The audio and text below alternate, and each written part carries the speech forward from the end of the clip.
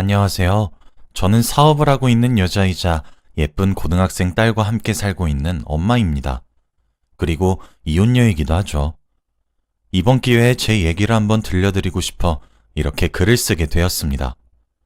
저희 남편은 사실 살림을 살고 있습니다. 보통 가정에서는 남자가 밖에서 돈을 벌어오고 여자가 가정주부로서 집에서 살림을 살지만 저희 가정은 완전히 반대였어요.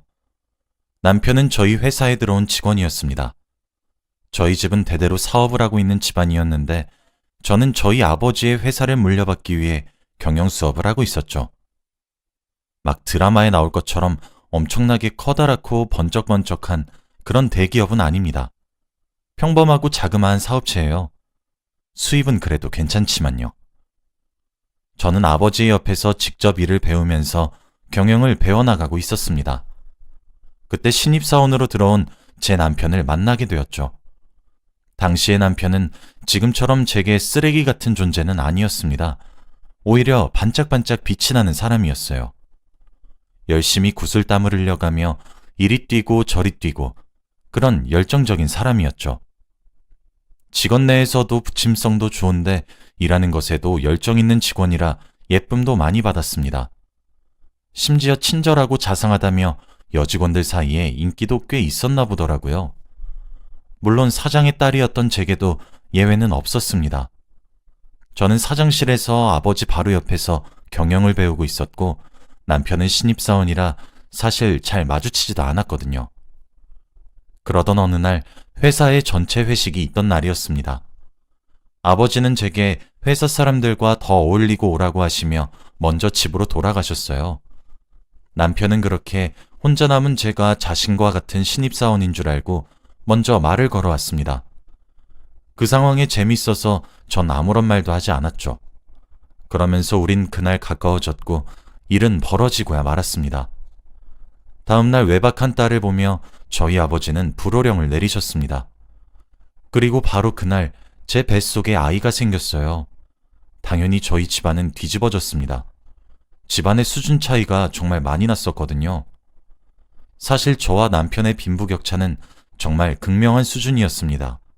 저는 대대로 물려받고 있는 사업체를 운영하는 집안에서 태어나 부족함이 무엇인지 모르고 자란 외동딸이었고 남편은 우리가 흔히 달동네라고 이야기를 하는 그런 곳에서 자랐거든요. 쌀이 없어 라면을 부순 뒤 나눠 먹으면서 끼니를 해결한 적도 있다고 했어요. 그래서 저희 집에서는 아이를 지우라고 성화하셨습니다. 하지만 저는 이미 뱃속에 자리 잡은 아이를 지운다는 결정을 내릴 수가 없었고 그것은 제 남편도 같은 입장이었어요. 우린 그렇게 번갯불에 콩 볶아 먹듯 결혼식을 올리게 되었습니다. 하지만 많은 사람들의 예상과 달리 제 결혼 생활은 정말 평화로웠고 결혼 후에 보여주는 남편의 모습에 뒤늦게 사랑에 빠지게 되었습니다. 저희 아버지께서는 옛날 분이시기도 하고 좀 꽉 막히신 부분이 많이 있어서 정말 가부장적이셨거든요. 그런데 남편은 임신한 저를 쥐면 부서질까 불면 날아갈까 유리구슬처럼 대하는 모습에 정말 행복을 느꼈습니다. 그러던 도중 아이도 태어났고 다른 집들과 다르게 살림을 남편이 돌보게 되었죠. 제 마음속 한켠엔 남편이 일을 그만두고 집안일을 한다는 것에 죄책감이 있었습니다. 남편은 저와 결혼을 하게 된 이후 회사를 그만두게 되었거든요. 아무래도 뒤에서 하는 말들이 아프게 느껴졌나 봅니다.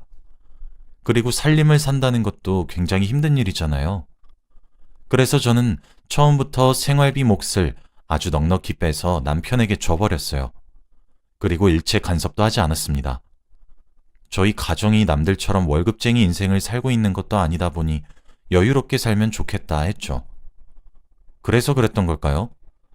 결혼을 하고 몇 년 정도 지나니 남편의 행적이 점차 의심스럽기 시작했습니다. 사실 저는 100% 신뢰를 하고 있는 사람에게는 섣불리 의심을 품지 않아요. 하지만 만약 제게 어설프게 굴다 걸리는 순간 저는 정말 끝까지 가는 성격입니다. 남편은 바람피는 사람들의 모든 특징을 가지고 있더군요. 어느 순간부터 한시도 휴대폰과 떨어지지 않고 살았고 잦은 외출과 약속들, 게다가 저와 함께하는 시간에 시큰둥해지기까지 했어요. 그래도 자기 딸은 아주 끔찍히 여기길래 제 착각인가 했습니다. 그러던 어느 날 저는 해외로 출장을 가게 되었어요.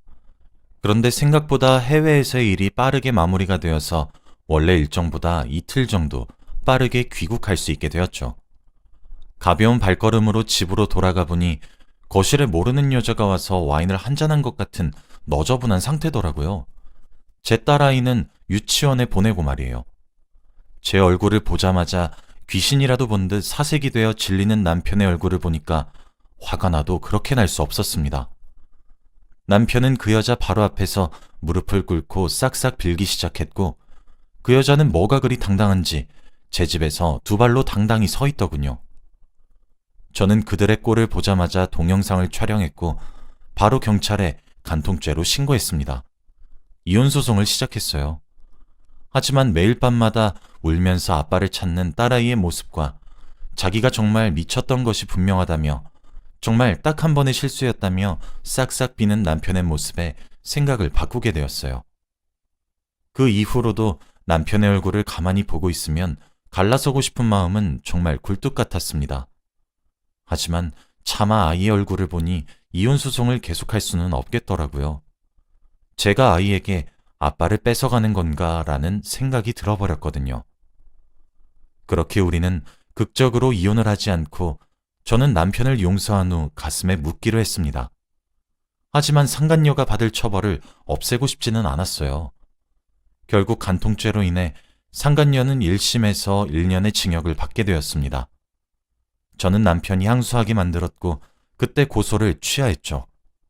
그래서 남편의 고소는 기각이 되었지만 상간자는 확정 판결을 받아 징역을 살게 되었죠. 사실 이 방법은 상간녀가 항소하면 끝장이었지만 그러진 않더라고요.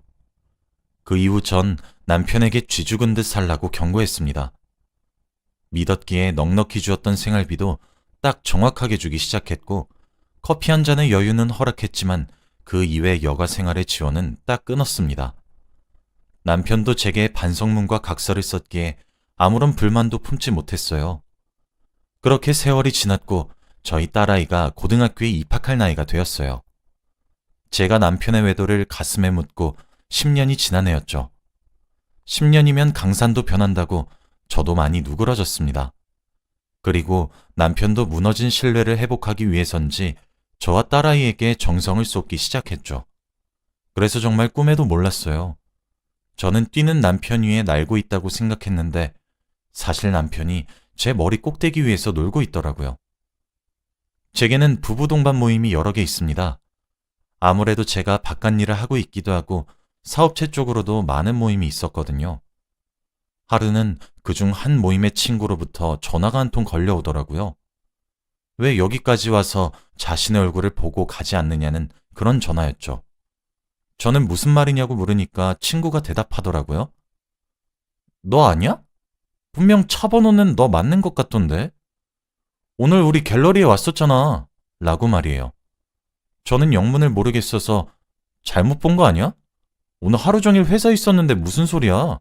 라고 했죠. 이상하다는 말을 남기고 친구와 전화를 끊었습니다. 그런데 뭐랄까? 기분 나쁜 촉이 온다고 해야 하나? 쎄한 기분이 영 가시질 않더라고요. 저는 서둘러 업무를 마무리하고 퇴근을 해 집으로 갔습니다. 남편은 아무런 일도 없다는 듯이 오늘 일찍 왔네 하며 제 저녁을 챙기더군요. 저는 그렇게 깊은 밤이 될 때까지 잠자코 기다렸어요. 밤이 깊은 이후 저는 남편의 차키를 들고 나왔습니다. 그리고 남편 차의 블랙박스를 확인했죠. 그 블랙박스 속엔 정말 상상치도 못했던 인물들이 들어있었습니다. 남편은 10년 전 법정소송까지 갔었던 상간녀와 다시 만나고 있었거든요. 제 친구가 정확히 남편의 차를 본 것이 맞았어요. 남편은 당일에 상간녀와 데이트를 하러 간 곳이 제 친구가 운영하는 갤러리일 거란 사실을 몰랐겠죠. 그러니 대놓고 갔던 모양이더군요. 아무리 간이 커도 설마 알고 갔겠나 싶었습니다. 정말 배신감에 치가 떨렸고 배신감을 넘어서서 누군가 머리를 망치로 세게 꽉 내려찍는 그런 기분이 들었어요. 전 그 길로 집으로 올라와 조용히 남편의 휴대폰을 열어 확인했습니다. 그러나 남편의 휴대폰엔 외도에 어떤 흔적도 남아있지 않더군요. 이제껏 이런 방법으로 저를 기만했던 거구나 싶었습니다. 일단 남편 차량의 블랙박스 녹화 파일을 제게 옮겨놓은 뒤 그때부터 증거를 수집하기 시작했어요. 남편은 저를 출근시킨 이후 딸도 학교에 보내고 난 뒤에 그 여자를 만나러 가더군요. 일주일에 딱 3번 정도 만나고 있었어요. 상당히 규칙적인 만남이었죠. 저는 모든 사실을 알고 난 이후 남편이 사용하고 있는 생활비 통장 또한 조회해 보았습니다. 매달 제가 넣어주는 많은 양의 생활비는 전부 그 여자와 남편의 외도에 들어가고 있었어요. 그리고 제게 정말 충격적이었던 부분은 제가 관리하고 있는 건물의 월세를 남편이 받고 있더라고요. 어쩐지 생활비로는 턱없이 모자랄 정도의 사치를 즐기며 외도를 하는데 그 돈이 다 어디서 났나 싶긴 했습니다. 세입자에게 급히 연락을 해보니 남편이 따로 찾아와 월세를 자신의 계좌로 입금할 것을 요구했다고 하더군요. 솔직히 제가 관리에 소홀했고 미흡했었던 사실은 인정합니다. 회사 일로도 바빠서 제 생각보다 오랜 기간 동안 제 돈을 남편이 빼돌린다는 사실을 몰랐던 것도 제가 너무 무지했기 때문이죠. 하지만 아무리 그렇다 할지라도 관리에 소홀한 아내를 보며 그 많은 돈을 그렇게 오랜 기간 동안 빼돌릴 수 있다고 보시나요?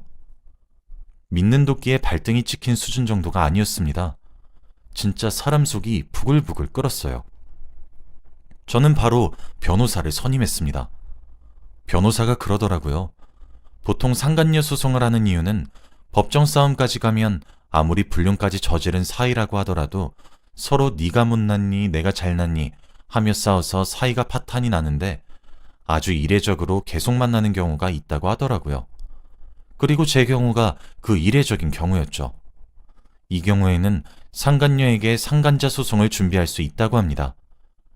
저는 그래서 그와 동시에 이혼 소송도 함께 준비하기 시작했어요. 솔직히 저로서는 남편의 행동이 정말 이해가 되지 않았습니다. 소장을 날림과 동시에 상간녀가 남편에게 연락을 한 모양이에요. 집으로 돌아가니 오줌 마려운 강아지 마냥 제 주위를 안절부절하며 맴돌더군요. 꼴을 보아하니 상간녀에게 자초지종을 들은 듯 해보였습니다. 저는 옷을 갈아입으며 물어봤죠. 제가 뭘 그렇게 못해줘서 가정을 버리면서까지 그 여자를 만나야 했냐고 말이에요. 남편은 하얗게 질려 말도 더듬기 시작했습니다. 그런 모습을 눈앞에서 보고 있자니 화가 치밀어 오르기 시작했어요. 저는 미친 듯이 화가 났고 남편을 매섭게 다그치기 시작했습니다. 구석에 몰린 남편은 제게 소리치더군요. 그래, 당신이 이래서 내가 바람 폈다. 왜? 당신이 밖에서 돈 좀 번다고 날 이렇게 무시해도 되는 거야? 내가 집에 처박혀서 집안일이나 하고 있으니 그래, 내가 얼마나 우습겠어. 당신은 나를 한없이 초라하고 작고 비참하게 만들었는데 그 사람은 날 항상 존중해줬어. 그래서 만났어. 왜? 내가 뭐 그리 큰 죄를 지었어? 우리 결혼 생활만 17년째야. 바깥바람 한 번씩 쐬어주는 게 그리 큰 죄야? 라고 말이에요. 전 정말 그 순간 제가 잘못한 줄 알았습니다. 남편의 태도가 너무 당당해서 말이죠. 저는 걔가 당신을 존중했다고? 당신을 존중한 게 아니라 당신이 쓰고 다녔던 내 돈을 존중한 거겠지. 라고 비꼬았습니다. 그날 이후 남편은 대놓고 밖으로 나돌기 시작했어요. 아마 제가 10년 전 남편의 외도를 한번 눈 감아준 적이 있었기 때문에 이번에도 제가 이혼까지 선택하지 못할 것이라고 예상했나 보더군요. 사실 남편의 예상이 처음엔 맞았었습니다. 저도 본보기를 보여주기 위해 이혼이란 카드를 꺼냈었던 것이지 실제로 이혼하기에는 저도 용기가 나질 않았거든요. 그리고 제게는 나쁜 사람이지만 제 딸에게는 좋은, 다정한, 착한 그런 아버지였기 때문에 더욱 그랬어요. 그런데 하루는 딸아이가 제게 연락을 해오더라고요. 밖에서 단둘이 맛있는 음식을 먹으러 가자고 말이에요. 그때까진 몰랐습니다. 딸아이가 무슨 심정이었을지 말이죠. 저는 오랜만에 하는 딸과의 데이트라 즐겁게 시간을 보내기만 했었는데 집으로 돌아가는 길에 딸이 제게 무언가 보여주며 엄마, 이혼하면 안 돼? 라고 말을 하는 게 아니겠습니까? 딸이 보여준 것은 남편이 남편의 차 안에서 그 여자와 차 안에서 행복한 시간을 보내는 영상이었습니다. 딸은 거리가 조금 떨어진 곳에서 영상을 찍기 시작했더군요. 본인도 찍으면서 많이 놀란 모양인지 중간중간 딸이 숨을 들이키는 소리들도 함께 녹음되어 있었습니다. 저는 딸이 이런 동영상을 제게 보여주기까지 얼마나 많은 생각을 했었을지 너무나 안쓰러웠고, 그리고 무슨 심정으로 이런 영상을 찍었을지 감히 그 심정을 짐작조차 할 수 없어 남편에게 미친 듯이 화가 나기 시작했어요. 딸은 동영상을 제게 보여주며 펑펑 울기 시작했습니다. 자신의 손으로 부부관계를 틀어버리게 했다는 죄책감도 너무 커 보였죠. 저는 당장 무엇부터 해야 할지 도무지 알 수가 없었습니다. 일단 딸을 달랜 이후 집으로 돌아왔어요. 남편은 이제 될 대로 되란 식인 것인지 대체 무엇을 그렇게 믿고 있는 것인지 집에도 없더군요. 전 우는 딸아이의 얼굴을 보고 진정으로 이혼을 결심했어요. 그딴 것도 아빠라면 차라리 없는 편이 낫겠다 싶더군요. 저는 모든 것들을 변호사에게 고스란히 넘겼습니다. 정말 이혼이란 카드는 마지막에 마지막까지 사용하고 싶지 않았는데 딸아이의 우는 얼굴을 보니 남편이 죽고 제가 살고 싶어지더라고요. 거기다가 남편은 대체 뭐가 그리 당당한 것인지 딸이 집을 비우는 시간이 되면 저희 집에 어김없이 그 여자를 초대하기도 했습니다. 심지어 그걸 제게 걸리기까지 했죠. 제게 걸리고 나니 꽁무니가 빠져라 남편의 차에 올라타 도망가려고 하더군요. 저는 신발장 한 켠에 두었던 쇠로 만들어진 야구방망이를 가지고 와서 남편의 차를 미친 듯이 내려치기도 했습니다. 상간녀는 저희 집 주차장에서 소리를 꽥꽥 지르고 남편은 그런 저를 뜯어말리고 정말 개판이 따로 없었죠. 상간녀는 신고하겠다고 고함을 쳤고요. 전 그 말에 나도 주거침입으로 고소해줄까? 라고 막고함을 질렀습니다. 그러니 상간녀가 뭐라도 할 수나 있었겠어요? 얼굴이 불그락푸르락 하는 꼴이 참 가짜났어요. 남편에게도 곧 소장이 날아간다고 소리를 쳤고 그날을 마지막으로 남편은 제 집에 들어올 수 없게 되었습니다. 그때가 되고 나서야 남편은 제가 예전과 달라졌다는 사실을 깨달았나 보더라고요. 참 아이러니한 일이 아니겠어요? 그 이후 상간녀의 소송도 마무리가 잘 되어서 위자료로 수천만 원을 받아낼 수 있었습니다. 반성의 기미도 없고 과거에도 만났던 사람과 불륜을 저지른 것을 다시 반복했던 점도 추가되어 위자료를 많이 받을 수 있게 되었죠. 법정에서 남편과 상간녀가 소리치는 꼴을 보니 참 꼴불견이 아닐 수 없었습니다. 남편과의 이혼 소송은 협의 이혼으로 잘 마무리를 짓고 있어요.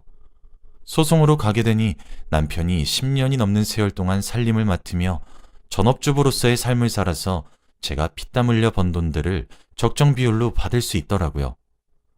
저는 이혼을 도맡아 주신 변호사에게 제 재산을 그런 방법으로 넘기기 싫다고 간곡히 부탁을 했고 제가 선임한 변호사님들께서 그들만의 노하우로 아주 원만한 합의를 이끌어냈습니다. 그래서 부서진 남편 명의로 되어 있는 승용차 한 대를 제외하고는 한 푼도 주지 않을 수 있었어요. 대신 아이의 양육비는 받지 않기로 했습니다. 어차피 줄 돈도 없을 것 같긴 하지만 말이에요. 딸아이는 저와 함께 심리치료를 다니고 있습니다. 심리치료를 하는 것과 동시에 저는 딸에게 모든 진실을 알려주었습니다. 제 딸이라면 분명 이겨낼 수 있을 거라는 믿음이 있었거든요. 딸아이는 자신이 화목한 가족의 형태를 깨부신 것 같다는 죄책감에 아직 많이 힘들어하고 있긴 합니다. 저는 매번 딸아이에게 알려줘서 고맙다고 말을 해주며 이겨내길 기다리고 있어요. 아마 제 남편이자 본인의 아버지인 그 사람을 용서하지 못하겠죠. 저는 인생에 있어서 알 만큼 아는 나이가 되었다고 생각했는데 아직도 인생은 참 알다가도 모르겠습니다. 사람 마음 하나 제대로 알기도 어렵고 사람과 사람 사이에 많은 관계가 얽혀있다는 사실이 아직도 많이 어렵네요. 남편은 그 이후 지금이라도 가정으로 돌아가면 안 되겠냐며 사정을 하고 있지만 저와 딸아이는 받은 상처가 커서 그런지 남편의 그림자 한 자락도 꼴보기가 싫어요. 시간은 많이 걸리겠지만 저도 딸아이도 이번에 받은 상처를 딛고 한층 더 성장하길 바라는 마음뿐입니다. 제 긴 이야기를 들어주셔서 감사합니다.